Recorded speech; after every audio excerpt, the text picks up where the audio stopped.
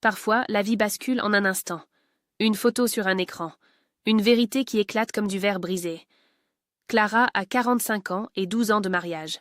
Quand son mari Alexandre lui annonce qu'il part camper seul une semaine pour décompresser du travail, elle pressent déjà que quelque chose ne va pas.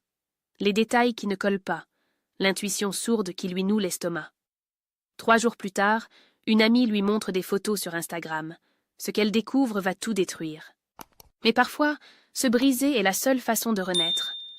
Clara l'observe depuis le seuil de la chambre, debout devant leur lit défait, en train de rouler méthodiquement ses vêtements dans ce grand sac de randonnée North Face qu'il n'a pas utilisé depuis des années. Alexandre a cette concentration particulière qu'il affiche toujours quand il prépare un dossier important au cabinet Mercier & Associés. Mâchoire serrée, gestes précis, regard fixe comme un chirurgien avant une incision délicate. Sauf que là, il ne prépare pas un procès. Il prépare une semaine de camping seul en forêt de Fontainebleau. Hier soir, devant la télévision éteinte, il a prononcé ces mots d'une voix calme et posée. « J'ai besoin de décompresser du travail, de retrouver le silence, de me reconnecter à l'essentiel. » 12 ans de mariage ont appris à Clara à lire les micro-expressions de son visage, les tics nerveux de ses mains aux doigts longs et soignés, les inflexions dans sa voix de baryton quand il ment aux clients au téléphone en leur promettant des délais impossibles. Et là, debout dans la lumière grise de ce vendredi matin de septembre qui filtre à travers les rideaux en lin beige de leur appartement du 15e arrondissement, elle capte des incohérences qui lui nouent l'estomac comme un nœud de marin serré trop fort. Il glisse dans le sac une bouteille de crème solaire, Aven Indice 50. Du type qu'on utilise sous les tropiques, pas sous les chênes brunis d'Île-de-France en septembre. 3 chemises en lin blanc impeccablement repassées par le pressing de la rue Le Courbe rejoignent le sac, pliées avec un soin maniaque, presque tendre. Pour du camping sauvage où on dort dans la terre humide et les fougères? Clara sent ses doigts se crisper sur le chambranle de la porte. Elle ne dit rien. Pas encore. Alexandre se redresse, passe une main dans ses cheveux poivre et sel coupés court. Cette coupe qu'il vient de rafraîchir mardi chez son coiffeur habituel, de la rue de la Convention, alors qu'il prétendait partir se ressourcer dans la nature, loin du monde.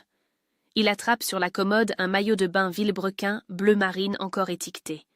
180 € pour nager dans un étang forestier? L'étiquette pend, blanche et raide, accusatrice. Clara sent quelque chose de froid et d'acide se déployer dans sa poitrine, juste sous le sternum, là où la peur et l'intuition se mélangent en un cocktail amer qu'elle connaît trop bien. Elle ne dit toujours rien. Alexandre referme le sac d'un geste sec, fait glisser la fermeture éclair qui grince doucement dans le silence matinal de l'appartement. Dehors, Paris s'éveille dans une rumeur lointaine de moteurs et de klaxons étouffés. Il se retourne enfin, semble surpris de la trouver là, immobile contre le chambranle, bras croisés sur son peignoir en coton blanc. Un sourire rapide traverse son visage, ce sourire qu'il réserve habituellement au juge avant de plaider. « Tu es réveillée. Je pensais partir avant que tu te lèves pour ne pas te déranger. » Clara soutient son regard sans ciller.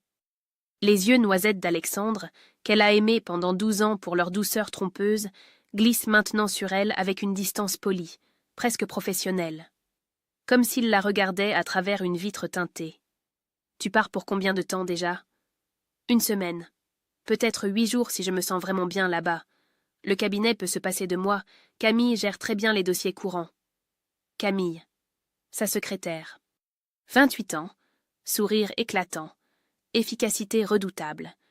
Toujours impeccablement habillée en tailleurs ajustés, qui épouse des formes que Clara, à 45 ans, a depuis longtemps abandonnées au profit du confort et de la simplicité. Alexandre prononce son prénom avec une légèreté étudiée, comme on mentionne un détail anodin. Mais Clara perçoit quelque chose dans l'intonation, une familiarité, une intimité qui n'a rien de professionnel. Elle ravale la boule qui monte dans sa gorge. « Tu as tout ce qu'il te faut ? » ?»« Oui, tout. Ne t'inquiète pas pour moi. » Il soulève le sac, le passe sur son épaule avec un grognement théâtral. Traverse la chambre, s'arrête devant elle. Pose un baiser rapide, distrait, presque froid sur son front. Ses lèvres effleurent à peine sa peau. Clara ferme les yeux une seconde, respire son aftershave habituel, ce mélange boisé et épicé qu'elle connaît par cœur. Mais aujourd'hui, l'odeur lui semble étrangère, presque agressive. « Je t'appellerai s'il y a du réseau. Prends soin de toi. » Il s'éloigne déjà, traversent le couloir aux murs blancs ornés de photos de leur voyage passé. Santorin, Lisbonne, Prague. Des époques où il la regardait encore vraiment. Clara le suit du regard, pieds nus sur le parquet froid, incapable de bouger. Elle entend la porte d'entrée s'ouvrir, se refermer avec un claquement mat et définitif. Le silence retombe sur l'appartement comme une chape de plomb. Elle reste immobile encore 5 minutes entières, fixant la porte close, respirant l'air vide. Puis elle marche lentement jusqu'à la fenêtre du salon qui donne sur la rue de Vaugirard. En bas, Alexandre charge son sac dans le coffre de son Audi grise, claque le haillon, monte au volant. Le moteur démarre dans un ronronnement sourd. La voiture s'éloigne, disparaît au coin de la rue. Clara pose son front contre la vitre froide. Ses doigts se crispent sur le rebord de la fenêtre. Quelque chose d'invisible vient de se briser dans sa poitrine. Quelque chose qu'elle ne sait pas encore nommer. Une fissure imperceptible qui traverse tout. Dehors, le ciel parisien reste gris, indifférent, lourd de menaces qu'elle ne comprend pas encore. Le lundi midi, Clara retrouve Léa dans une brasserie bondée du Marais. Elles se connaissent depuis la fac de lettres, 23 ans d'amitié tissée serrée à travers les déménagements, les ruptures, les mariages et les désillusions. Léa arrive avec 10 minutes de retard. Ses cheveux roux sont attachés en chignon désordonné. Elle pose son manteau beige sur le dossier de la chaise et s'assoit en face de Clara avec une expression tendue qui ne lui ressemble pas. Elle commande un verre d'eau d'une voix distraite et pose son téléphone sur la nappe blanche comme si l'objet brûlait entre ses doigts. La serveuse apporte leur plat. Clara a commandé une salade niçoise qu'elle pique distraitement sans vraiment manger. Léa ne touche pas à son croque-monsieur fumant. « Comment va Alexandre? Il profite bien de sa semaine en forêt ?» Clara hausse les épaules. « Je suppose. Il n'a pas appelé. Pas de réseau apparemment. » Léa ne répond pas tout de suite. Ses doigts tripotent nerveusement le bord de son verre. Elle fixe son téléphone posé entre elles, puis relève les yeux vers Clara avec une expression douloureuse. « Clara, il faut que je te montre quelque chose. » Le ton de sa voix fait immédiatement se glacer l'estomac de Clara. Ce n'est pas la voix normale de Léa, celle qui raconte des anecdotes drôles sur ses collègues du ministère de la Culture. C'est une voix étouffée, tremblante, comme celle qu'on prend à l'hôpital pour annoncer qu'il n'y a plus rien à faire. Léa déverrouille son iPhone d'une main qui tremble visiblement. Elle fait défiler l'écran avec son pouce, hésite encore 3 longues secondes, puis le retourne lentement vers Clara. Sur l'écran apparaît un compte Instagram. Pseudo en haut de page, Camille Desrosiers. Clara reconnaît immédiatement le visage souriant en photo de profil. Camille, la secrétaire du cabinet Mercier & Associés. Celle qu'Alexandre mentionne régulièrement au dîner avec une neutralité professionnelle parfaite. Léa fait défiler vers le bas et s'arrête sur une série de photos publiées samedi matin à 9h. Clara sent son pouls s'accélérer dans ses tempes avant même de comprendre vraiment ce qu'elle regarde. Première image. Un paysage de cartes postales obscènes, eau turquoise translucide, ciel d'un bleu violent, sable blanc aveuglant. Légende en dessous, enfin le paradis. Deuxième image. Une villa sur pilotis avec une terrasse immense en teck blond et une piscine privée à débordement qui surplombe l'océan Indien. Légende, rêve éveillé. Troisième image, un coucher de soleil flamboyant sur un horizon déchiré d'orange et de rose violent. 2 verres de champagne posés sur une table basse, bulles dorées qui capturent la lumière mourante. Légende, moment parfait. Clara fixe l'écran sans cligner des yeux. Sa bouche devient sèche. Ses oreilles commencent à bourdonner comme si un essaim d'abeilles invisibles tournait autour de sa tête. Ce n'est pas la forêt de Fontainebleau. Ce n'est pas un étang boueux entouré de chênes brunis. C'est l'océan Indien. Les Maldives, probablement. Quelque part à 10 000 kilomètres de Paris, où on ne va pas décompresser seul avec une tente et des chaussures de randonnée. Léa fait défiler encore une fois, très lentement. 4e image. Et là, le monde entier bascule. 2 mains entrelacées sur une table en teck blond. À gauche, une main fine aux ongles vernis rose pâle avec une bague émeraude au majeur qui capte la lumière rasante. À droite, une main masculine plus large avec une alliance en or blanc qui brille au soleil couchant. Clara connaît cette alliance par cœur. Elle l'a glissée au doigt d'Alexandre il y a 12 ans dans la mairie du 14e arrondissement sous les applaudissements de leur famille réunie. Elle connaît aussi la cicatrice en forme de croissant sur le pouce gauche, souvenir d'un accident de vélo quand il avait 17 ans. Elle connaît la forme exacte de ses doigts, la largeur de sa paume, la manière dont il plie légèrement son auriculaire quand il est détendu. C'est la main de son mari, entrelacée avec celle de sa secrétaire. Aux Maldives, pendant qu'il est censé camper seul en forêt pour retrouver le silence et se reconnecter à l'essentiel. Le restaurant se met à tourner autour de Clara comme un manège détraqué. Les voix des autres clients deviennent du coton épais dans ses oreilles. La lumière du jour qui entre par les grandes baies vitrées lui semble soudain trop violente, insupportable. Elle entend sa propre respiration qui devient rapide et saccadée. Léa reprend doucement le téléphone et le pose sur la table entre leurs assiettes intactes. Elle tend une main vers celle de Clara qui reste figée. « Je suis tellement désolée. Je ne savais pas si je devais te montrer, mais je me suis dit que tu devais savoir, que tu méritais de savoir. » Clara ne répond pas. Elle ne peut pas parler. Sa gorge est complètement nouée. Elle pose calmement sa fourchette et se lève dans un mouvement mécanique. Ses jambes tremblent, mais la portent quand même. Elle attrape son sac, sort son portefeuille et pose un billet de 20 € sur la table d'une main qui ne tremble presque pas. « Clara, attends !» Elle traverse la salle bondée sans entendre les protestations de Léa. Elle bouscule un serveur qui porte un plateau et pousse la porte vitrée.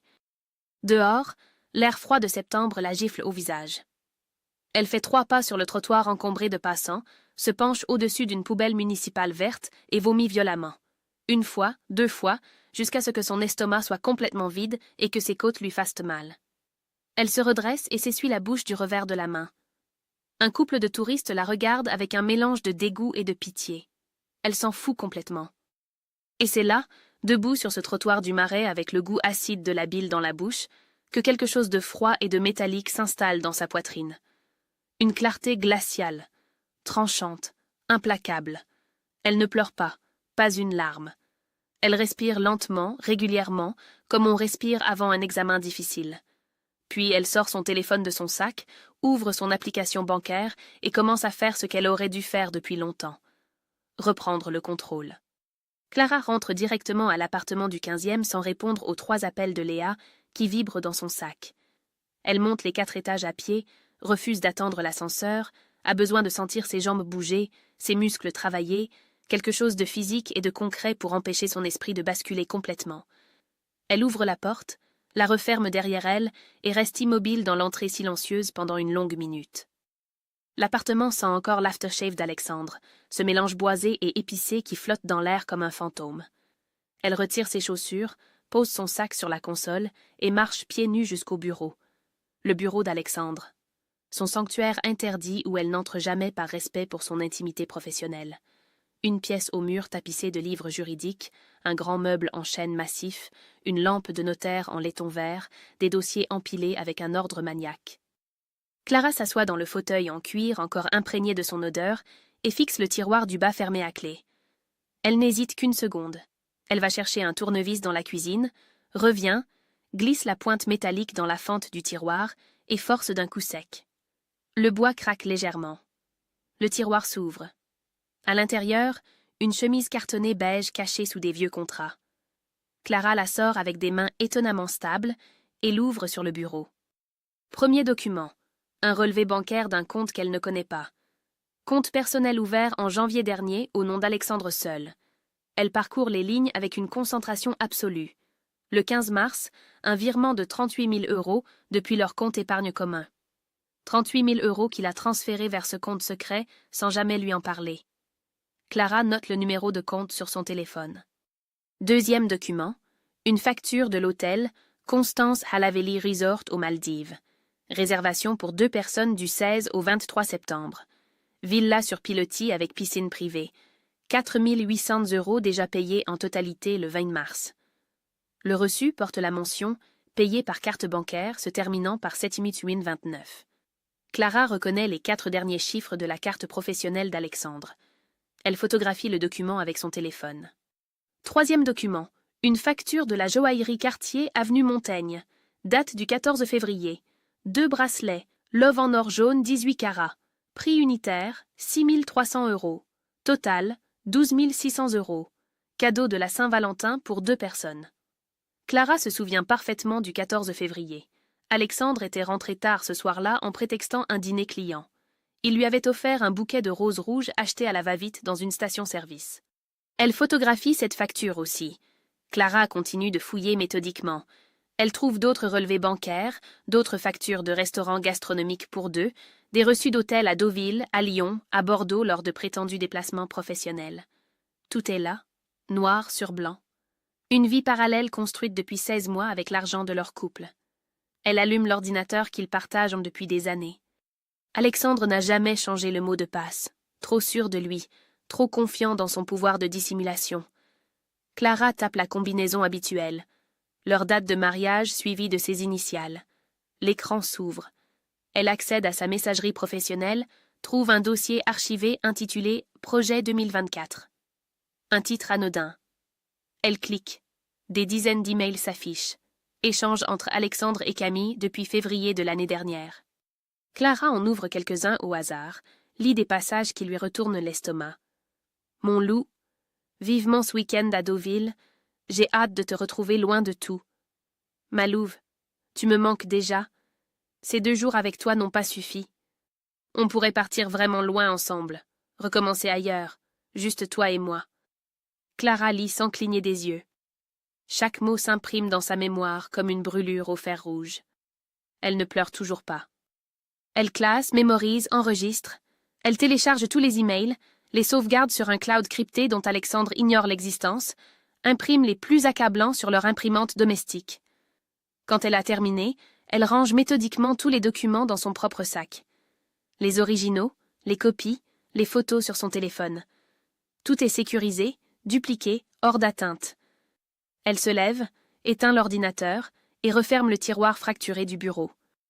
Alexandre verra que quelqu'un a fouillé. Elle s'en fout complètement. Le temps de la discrétion est terminé. Clara retourne au salon, s'assoit sur le canapé en cuir gris et fixe le mur blanc devant elle. Dehors, Paris continue sa vie indifférente dans un brouhaha lointain de klaxons et de moteurs. La lumière de l'après-midi décline lentement vers le soir. Elle ne ressent rien, ni tristesse, ni colère, ni désespoir. Juste cette clarté glaciale qui a remplacé tout le reste. Une lucidité parfaite, tranchante comme une lame de scalpel. La Clara sentimentale qui croyait encore au mariage vendredi matin vient de mourir. À sa place naît une femme qui sait exactement ce qu'elle doit faire. Le mercredi matin, Clara se présente au cabinet de Maître Fontaine, avenue Hoche dans le 8e arrondissement. Léa lui a donné le contact hier soir lors d'un appel bref où Clara a simplement dit qu'elle avait besoin d'une avocate spécialisée en divorce. Pas n'importe laquelle. La meilleure. L'immeuble haussmannien sans la cire et le cuir ancien. L'ascenseur monte lentement jusqu'au 3e étage. La secrétaire, une femme d'une 60aine d'années aux lunettes en écaille, la fait entrer dans un bureau aux boiseries sombres et aux bibliothèques juridiques qui montent jusqu'au plafond. Maître Fontaine se lève pour l'accueillir. Cinquantaine, cheveux gris coupés courts, tailleur noir impeccable, poignée de main ferme. Son regard gris acier évalue Clara en 3 secondes précises. « Asseyez-vous, madame. Léa m'a brièvement expliqué votre situation. Vous avez apporté des preuves ?» Clara pose sur le bureau en chêne massif la chemise cartonnée contenant tous les documents collectés lundi. Relevés bancaires, factures d'hôtel aux Maldives, reçus Cartier, emails imprimés. Elle les étale méthodiquement devant l'avocate comme un joueur de poker qui abat un carré d'as. Maître Fontaine chausse des lunettes demi-lune et examine chaque pièce avec une concentration absolue. Elle prend des notes, souligne certains montants, hoche la tête à plusieurs reprises. Le silence n'est troublé que par le bruit du stylo qui gratte le papier et le tic-tac discret d'une horloge ancienne. Clara attend sans bouger, main posée à plat sur ses genoux.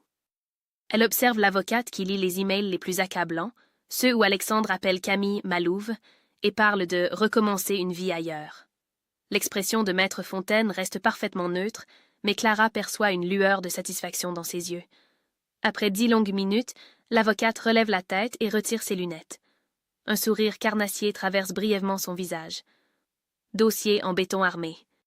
Adultère caractérisé, détournement de fonds du foyer, dissimulation d'actifs importants. Votre mari va morfler, madame. Et je pèse mes mots. Clara ne sourit pas. Elle attend simplement la suite avec un calme qui la surprend elle-même. Maître Fontaine se cale dans son fauteuil en cuir et croise les doigts sous son menton. Voici ce que nous allons faire. Premièrement, bloquer immédiatement tous les comptes joints pour éviter qu'ils vident tout. Je m'en occupe cet après-midi avec votre banque. Deuxièmement, je demande dès demain au juge aux affaires familiales une ordonnance de jouissance exclusive de votre appartement. Avec ces preuves, nous l'obtiendrons sans difficulté. Il devra quitter les lieux sous 72 heures. Elle marque une pause et consulte ses notes. Troisièmement, nous exigeons le remboursement intégral des 38 000 € détournés, plus une prestation compensatoire substantielle compte tenu de la durée du mariage et de la gravité de sa faute. Nous demanderons également des dommages et intérêts pour préjudice moral. Avec un tel dossier, je vise 15 000 € minimum. Votre mari a bafoué ses obligations matrimoniales de manière répétée et calculée sur 16 mois. Le juge sera très réceptif. Clara écoute sans broncher. Chaque mot, chaque chiffre s'inscrit dans son esprit avec une précision chirurgicale. Elle sent une forme de satisfaction froide monter en elle. Pas de la joie. Juste la certitude qu'elle fait exactement ce qu'il faut faire. Combien de temps pour obtenir le divorce? 6 à 8 mois maximum. Divorce pour faute aux torts exclusifs de votre époux. Vous obtiendrez probablement 60% de la valeur de l'appartement compte tenu des circonstances aggravantes. Votre bien est estimé à combien? 520 000 € selon la dernière estimation. Maître Fontaine note le chiffre et hoche la tête. Parfait. Cela nous fait plus de 300 000 € pour vous, plus les remboursements et dommages. Il va perdre gros. Elle sort un mandat de représentation d'un tiroir et le pousse vers Clara. Si vous êtes d'accord, nous commençons immédiatement. Je bloque les comptes cet après-midi, je rédige la requête ce soir et je la dépose demain matin au tribunal. Votre mari recevra les papiers par huissier avant vendredi. Il ne s'y attend pas, n'est-ce pas? Non, il rentre demain soir. Il croit que je ne sais rien. Le sourire de Maître Fontaine s'élargit légèrement. Excellent, l'effet de surprise joue toujours en notre faveur. Clara prend le stylo posé sur le bureau et signe le mandat d'une écriture ferme et régulière. Pas de tremblement, pas d'hésitation. Elle règle les honoraires de provision par chèque. 3 000 € pour commencer. Maître Fontaine range méthodiquement tous les documents dans un dossier neuf qu'elle étiquette au nom de Clara. Une dernière chose très importante. Votre mari va probablement tenter de vous contacter dès qu'il recevra les papiers. Il voudra s'expliquer, négocier, peut-être même vous supplier. Ne répondez à aucun appel, aucun message. Toute communication passe désormais exclusivement par moi. Vous comprenez? Parfaitement. Clara se lève, serre la main de l'avocate et sort du bureau. Dans le couloir feutré, elle croise une femme d'une quarantaine d'années qui attend son tour, les yeux rougis, un mouchoir froissé dans la main. Clara détourne le regard. L'ascenseur redescend lentement. Clara regarde son reflet dans le miroir en laiton poli. La femme qui lui fait face a les traits tirés, les yeux cernés, mais le regard est clair et déterminé. Dehors, avenue Hoche, la circulation parisienne gronde. Le ciel d'octobre est gris et bas, chargé de pluie imminente. Clara boutonne son manteau et respire profondément l'air frais qui sent l'automne et le bituite mouillé. Elle n'est plus victime. Elle est en guerre. Maître Fontaine vient de lui donner les armes. Maintenant, elle attend le retour d'Alexandre pour porter le premier coup. Le vendredi soir, 19h30, Clara entend la clé tourner dans la serrure de la porte d'entrée. Elle est assise dans le salon, une seule lampe allumée, plongée dans une pénombre calculée. Sur la table basse en verre devant elle, elle a disposé avec soin son iPad ouvert sur le compte Instagram de Camille, les relevés bancaires surlignés en jaune fluo, les factures, quartiers, les emails imprimés étalés comme des cartes à jouer. Alexandre entre, bronzé, détendu, souriant. Il porte son sac North Face sur l'épaule et un autre plus petit rempli de ce qui ressemble à des branches et des pommes de pin ramassées à la va-vite. Des preuves pathétiques de son prétendu séjour en forêt. Il referme la porte, pose ses sacs dans l'entrée et avance vers le salon. Quand il aperçoit Clara assise dans la pénombre, il s'arrête net. Son sourire se fige. Il voit l'iPad, les papiers étalés, l'expression de pierre sur le visage de sa femme. « Clara, je... » Elle lève une main. Un geste sec, autoritaire, qui le coupe net. Le silence retombe comme une lame de guillotine. Alexandre ouvre la bouche, la referme, hésite. Son teint bronzé semble soudain moins éclatant sous la lumière blafarde de la lampe. Il fait un pas vers elle. « Clara, écoute, je peux tout expliquer. Ce n'est pas ce que tu crois. » Elle ne répond pas. Elle se contente de tourner lentement l'iPad vers lui pour qu'il voie bien l'écran. La photo des deux mains entrelacées. Son alliance qui brille au soleil des Maldives. la bague émeraude de Camille. Il blêmit instantanément. Qui t'a... Comment tu as... Peu importe. La voix de Clara est blanche, monocorde, glaciale, une voix qu'il ne lui connaît pas, une voix dépourvue de toute émotion, de toute chaleur, de toute humanité. Il recule d'un pas comme si elle venait de le gifler. « Clara, s'il te plaît, laisse-moi t'expliquer. C'est compliqué. Je me sentais perdue, le travail me rongeait, j'avais besoin de... » « Tais-toi. » 2 mots. Secs comme des coups de feu. Alexandre se tait immédiatement. Clara se lève avec une lenteur calculée. Elle contourne la table basse sans le quitter des yeux. Elle s'approche de lui jusqu'à se tenir à moins d'1 mètre. Il sent son parfum habituel, ce mélange de jasmin et de vanille qu'il connaît depuis 12 ans, mais l'odeur lui semble étrangère maintenant, presque hostile. « Tes affaires sont dans 4 valises près de la porte d'entrée. J'ai tout emballé mercredi. Les papiers de divorce arrivent lundi matin par huissier. Tu as 72 heures pour quitter cet appartement dont j'ai obtenu la jouissance exclusive hier par ordonnance du juge aux affaires familiales. Les comptes joints sont bloqués depuis mercredi après-midi. Mon avocate réclame le remboursement intégral des 38 000 € que tu as détournés, plus 50 000 € de dommages et intérêts. » Elle débite tout cela d'une voix parfaitement calme, presque administrative, comme si elle lisait un bulletin météo. Alexandre la fixe, bouche ouverte, yeux écarquillés. Il semble ne pas comprendre ce qu'il entend. Puis la réalité le frappe comme un coup de poing dans l'estomac. « Tu fouilles à mes affaires maintenant. Tu n'as pas le droit. C'est de la violation de vie privée. Je vais porter plainte. » Clara laisse échapper un rire bref, sans joie, presque mécanique. « Vas-y, porte plainte. Mon avocate sera ravie d'ajouter cette menace au dossier. » Alexandre change de tactique. Son visage se froisse soudain. Il tend les mains vers elle dans un geste de supplication pathétique. « Clara, je t'en prie. Je sais que j'ai merdé. Je sais que je t'ai fait du mal. Mais on peut en parler. On peut arranger les choses. 12 ans de mariage, ça ne peut pas finir comme ça. Je t'aime encore. J'ai juste fait une erreur. Une énorme erreur. » Il fait un pas vers elle, tend la main pour toucher son bras. Clac. La gifle part toute seule, sèche, violente, précise. La paume de Clara percute la joue d'Alexandre avec un bruit mat qui résonne dans le silence du salon. Sa tête pivote sur le côté sous l'impact. Il recule en titubant, porte une main à sa joue qui rougit instantanément. Le silence qui suit est total, écrasant. Clara reste immobile, bras le long du corps, main encore légèrement tremblante. Elle ne dit rien. Elle le fixe simplement avec ce regard vide, glacial, dépourvu de toute humanité. Alexandre la regarde, bouche ouverte, main sur sa joue brûlante, incapable de prononcer un mot. Il vient de comprendre quelque chose d'essentiel.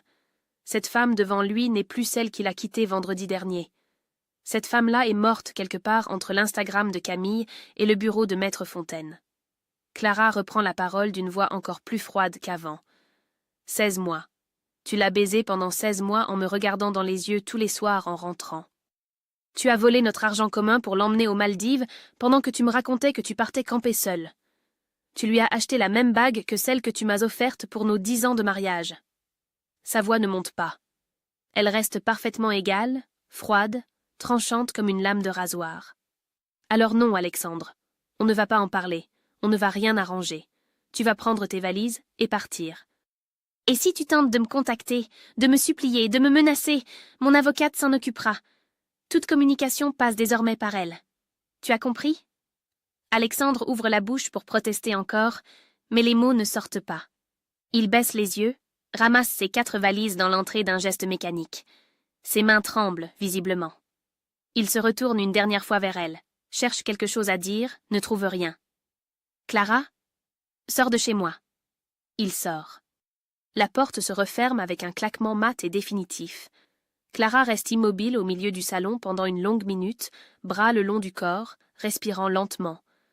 Sa main droite la brûle encore légèrement là où elle a frappé. Elle la regarde comme si elle appartenait à quelqu'un d'autre. Puis elle va dans la chambre, s'allonge tout habillée sur le lit et fixe le plafond blanc dans l'obscurité.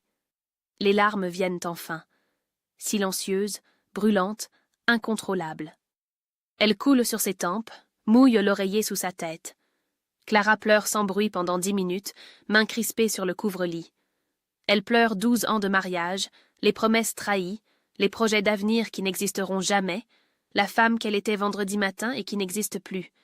Puis, aussi soudainement qu'elles sont venues, les larmes s'arrêtent. Clara s'essuie les yeux du revers de la main, se redresse et va dans la salle de bain. Elle se lave le visage à l'eau froide, se regarde dans le miroir. Ses yeux sont rouges, ses joues gonflées, mais son regard est clair. Elle respire profondément. C'est fini. La partie sentimentale de cette histoire est terminée. Maintenant commence la guerre. 2 semaines après le départ d'Alexandre, Clara reçoit un appel inattendu sur son téléphone portable. Numéro inconnu. Elle hésite une seconde avant de décrocher. « Madame Clara ?» Maître Arnaud à l'appareil, associé senior du cabinet Mercier & Associés. J'aurais besoin de vous rencontrer pour une affaire délicate concernant votre mari. Enfin, votre futur ex-mari. La voix est grave, embarrassée, choisit soigneusement ses mots. Clara sent immédiatement que quelque chose d'important se trame. Je vous écoute. Préférablement de vive voix si vous êtes disponible. Disons demain 11h, au café Le Dôme près du cabinet. Clara accepte et raccroche, intriguée. Le lendemain matin, elle arrive au café avec 5 minutes d'avance. Maître Arnaud est déjà installé à une table au fond, homme d'une 60aine d'années aux cheveux blancs, soigneusement coiffé, costume 3 pièces gris anthracite, visage marqué par la fatigue et l'embarras.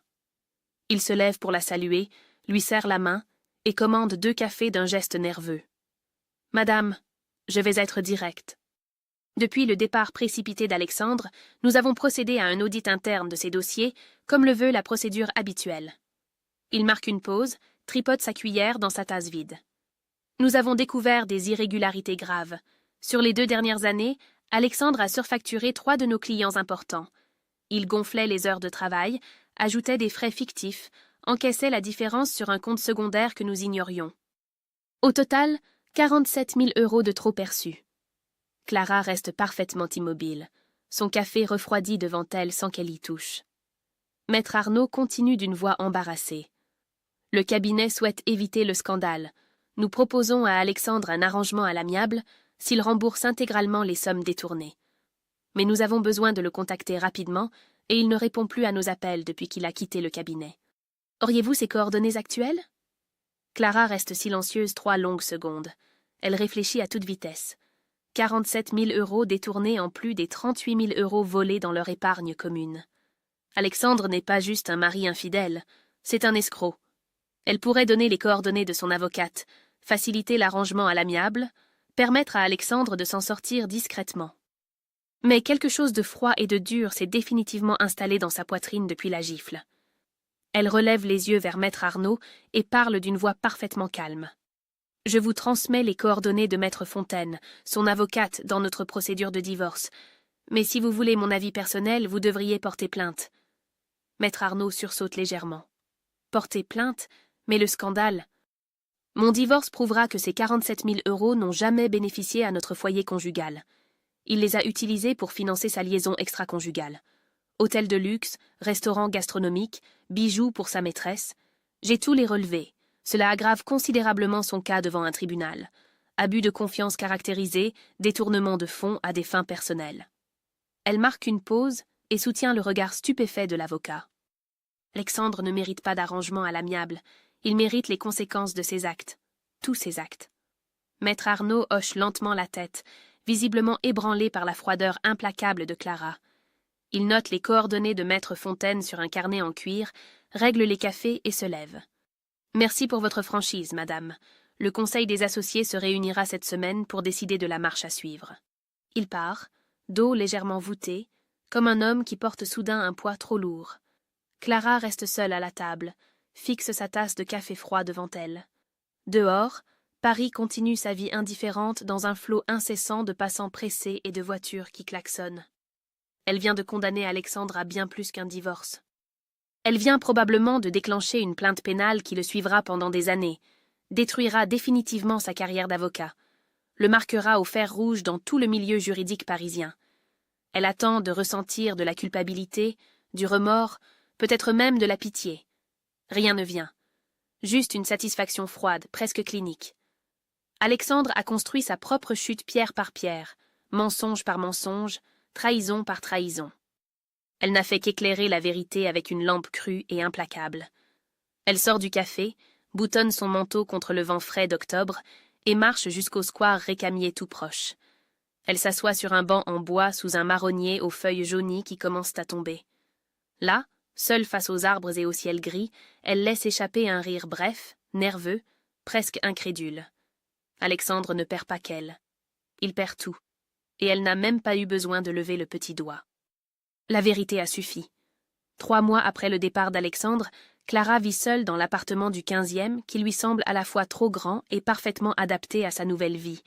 Certains soirs pèsent encore lourd. Le silence, les habitudes fantômes, le lit vide qui sent maintenant uniquement son propre parfum. Mais elle refuse de s'apitoyer sur elle-même. Le divorce avance vite. Alexandre, acculé par la plainte du cabinet et endetté après avoir dû rembourser les 47 000 € détournés, ne conteste plus rien. Maître Fontaine appelle régulièrement avec des nouvelles encourageantes. Le jugement devrait tomber dans 3 mois maximum. Clara a pris une décision importante la semaine dernière. Elle s'est inscrite à un atelier de céramique rue Oberkampf, dans le 11e arrondissement. Une passion abandonnée il y a 15 ans pour soutenir la carrière d'Alexandre, pour être la femme parfaite qui attend patiemment le retour de son mari avocat brillant. Le mercredi soir, elle pousse la porte de l'atelier situé au fond d'une cour pavée. L'odeur de la terre humide et du bois la saisit immédiatement. Une dizaine de personnes sont déjà installées devant leur tour, mains plongées dans l'argile grise qui tourne lentement. L'enseignante s'appelle Michel. 60 ans, cheveux blancs coupés très courts, mains couvertes de taches d'argile séchée, sourire chaleureux et regard perçant. Elle accueille Clara sans poser de questions indiscrètes, lui montre simplement comment centrer la terre sur le tour, comment sentir la matière sous ses paumes. Les premières semaines sont frustrantes. Clara rate presque tout. Ses bols s'effondrent, ses vases penchent dangereusement, ses mains tremblent trop. Mais elle persévère avec une obstination qu'elle ne se connaissait pas. Puis, un mercredi soir de novembre, quelque chose change. Ses mains trouvent enfin le rythme. L'argile monte sous ses doigts, docile, presque vivante. Elle modèle un bol irrégulier, asymétrique, imparfait, mais beau dans sa sincérité brute. Quelque chose de profondément satisfaisant monte en elle, une paix qu'elle n'a pas ressentie depuis des mois. Michel s'approche, observe le bol en silence, puis pose une main sur l'épaule de Clara. « Vous modelez comme quelqu'un qui renaît. » Clara lève les yeux vers elle, surprise par la justesse de l'observation. C'est exactement ça. Michel sourit et retourne à son propre tour sans rien ajouter. Ce soir-là, en rentrant chez elle avec son bol encore humide enveloppé dans du papier journal, Clara se sent différente, plus légère. Comme si l'argile avait absorbé une partie de la douleur qu'elle portait depuis septembre. Léa l'invite dîner chaque semaine, refuse catégoriquement de la laisser s'isoler. Elle parle de tout sauf d'Alexandre. Projets d'avenir, voyages possibles, expositions à voir, livres à lire. Léa a cette capacité rare de savoir quand pousser Clara à sortir et quand la laisser respirer. Un soir de décembre, alors qu'elle dîne dans un petit restaurant vietnamien près de Bastille, Léa pose une question directe. « Tu vas bien vraiment ou tu fais semblant ?» Clara réfléchit honnêtement avant de répondre. « Je vais mieux. Certains jours sont encore difficiles, mais je ne regrette rien. Partir était la seule option. Rester aurait été me tuer à petit feu. » Léa hoche la tête et lève son verre de vin blanc. « À ta renaissance, alors. » Clara trinque avec elle, sourit pour la première fois depuis longtemps d'un sourire qui vient vraiment du fond d'elle-même. « À ma renaissance. » Le divorce sera prononcé en février. Clara a déjà commencé à chercher un nouvel appartement plus petit, plus lumineux, quelque part dans l'Est parisien. Un endroit qui n'aura aucun souvenir d'Alexandre. Un endroit qui sera entièrement à elle. En attendant, elle continue de modeler l'argile tous les mercredis soirs. Et lentement, patiemment, elle se reconstruit. Comme on reconstruit un bol brisé, en faisant de la fracture une ligne de force. 6 mois jour pour jour après la photo Instagram des Maldives, Clara entre dans la salle d'audience du tribunal de grande instance de Paris. Mars apporte une lumière grise et froide qui filtre à travers les hautes fenêtres de la salle aux murs beiges et aux bancs en bois sombre. L'odeur de vieux papier et de cire flotte dans l'air. Maître Fontaine l'attend déjà, tailleur noir impeccable, dossier épais sous le bras, regard confiant. Elle serre brièvement la main de Clara. Tout va bien se passer. Avec un tel dossier, nous ne pouvons pas perdre. Clara hoche la tête sans répondre. Elle porte un tailleur gris sobre, cheveux attachés en chignon bas, maquillage discret. Elle a l'air de ce qu'elle est devenue. Une femme qui a traversé l'enfer et en est ressortie plus dure, plus claire, plus libre. Alexandre arrive 10 minutes plus tard, accompagné de son avocat commis d'office. Il a maigri, les traits tirés, les cheveux poivre et sel moins soignés qu'avant. Il porte un costume froissé qui a connu des jours meilleurs. Derrière lui, Camille entre discrètement et s'assoit au fond de la salle. Clara remarque immédiatement son ventre arrondi sous un manteau beige. 6 mois de grossesse, probablement. Alexandre croise brièvement le regard de Clara. Elle ne détourne pas les yeux. Elle le fixe avec une indifférence totale, comme on regarde un inconnu dans le métro. Il baisse les yeux le premier et s'assoit à la table de la défense. Le juge entre, une femme d'une 50aine d'années aux lunettes rondes et au visage sévère. Tout le monde se lève, puis se rassoit dans un bruissement de vêtements et de papier froissé. L'audience dure 1h30. Maître Fontaine présente méthodiquement toutes les preuves. Photos Instagram, relevés bancaires, factures d'hôtel, emails d'amour, témoignages écrits du cabinet Mercier concernant le détournement de fonds professionnels. Elle parle d'une voix posée, factuelle, implacable. Chaque pièce du dossier s'empile comme les pierres d'un mur infranchissable. L'avocat d'Alexandre tente de minimiser, parle de moments d'égarement, de crise de la quarantaine, de regrets sincères. Ses arguments sonnent creux dans la salle silencieuse. Le juge l'écoute avec une expression neutre qui n'augure rien de bon pour Alexandre. Quand vient le tour de Clara de témoigner, elle se lève et s'avance vers la barre. Le juge lui demande de confirmer les faits. Clara parle d'une voix claire et posée. Pas de larmes, pas de trémolo dans la voix, pas de victimisation excessive. Juste les faits, nus et durs. Mon mari m'a trompé pendant 16 mois avec sa secrétaire. Il a détourné 38 000 € de notre épargne commune pour financer cette liaison.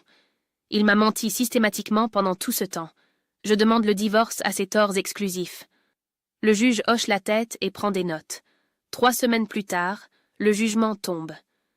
Maître Fontaine appelle Clara un mardi matin, voix triomphante. Nous avons gagné sur toute la ligne. Clara s'assoit sur le canapé de son salon et écoute.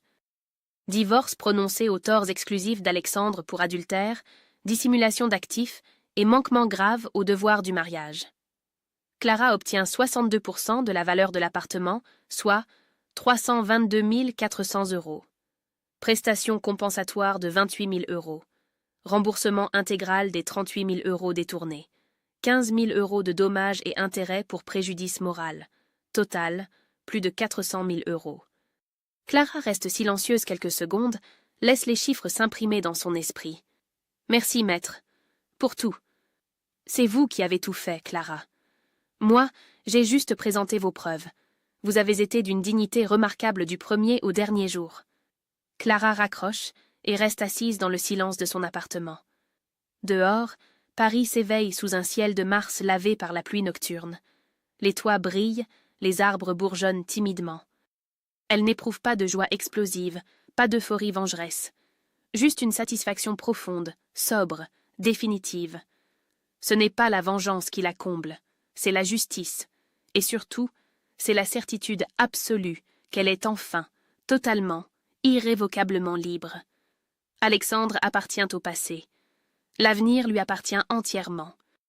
1 an jour pour jour après la photo Instagram des Maldives, Clara inaugure son propre atelier boutique de céramique rue de Charonne, dans le 11e arrondissement. L'espace fait 40 mètres carrés, vitrines blanches donnant sur la rue, murs en briques apparentes, étagères en bois brut où reposent ses créations. Bols asymétriques, vases irréguliers, tasses imparfaites, chaque pièce porte la marque de ses mains et de sa renaissance. Elle a investi 80 000 € de sa part du divorce. Le reste dort sur un compte d'épargne qui porte uniquement son nom. L'inauguration attire une trentaine de personnes. Léa arrive la première avec une bouteille de champagne et un bouquet de pivoine rose. Michel, son professeur de céramique, vient avec 3 de ses élèves. Des voisins curieux, d'anciens collègues de son travail d'avant Alexandre, des clients déjà conquis par ses pièces vendues dans une boutique coopérative de Belleville. Clara porte une robe bleu nuit simple qui tombe juste au-dessus des genoux, cheveux coupés courts depuis février dans un carré qui lui dégage le visage. un éclat dans le regard qu'elle avait perdu depuis des années sans même s'en rendre compte. Elle lève sa coupe de champagne et remercie tout le monde d'une voix claire qui ne tremble pas. Il y a 1 an, je pensais que ma vie était finie. Aujourd'hui, elle commence vraiment. Merci d'être là pour ce nouveau départ. Les applaudissements résonnent dans le petit espace. Léa essuie discrètement une larme au coin de son œil. Dans la foule, Clara aperçoit un homme d'une 50aine d'années qu'elle n'a jamais vu. Cheveux grisonnants, pull en laine grise, regard doux et intelligent. Il se tient devant un vase tourné couleur terre cuite et l'observe longuement comme on observe une œuvre d'art dans un musée. Clara s'approche avec un sourire professionnel. « Vous cherchez quelque chose en particulier ?» L'homme lève les yeux et sourit. « J'admire surtout. Vos pièces ont quelque chose de rare. On sent la main qui les a façonnées, les hésitations, les corrections, la patience. C'est vivant. » Clara sent une chaleur monter dans sa poitrine. Un compliment sincère, technique, qui vient de quelqu'un qui comprend vraiment. « Vous travaillez la céramique ?»« Non. Je restaure des livres anciens. Mais c'est le même principe. Réparer ce qui est brisé, redonner vie à ce qui semblait perdu. » Leurs regards se croisent une seconde de trop. Clara détourne les yeux la première, troublée par cette connexion immédiate et inattendue.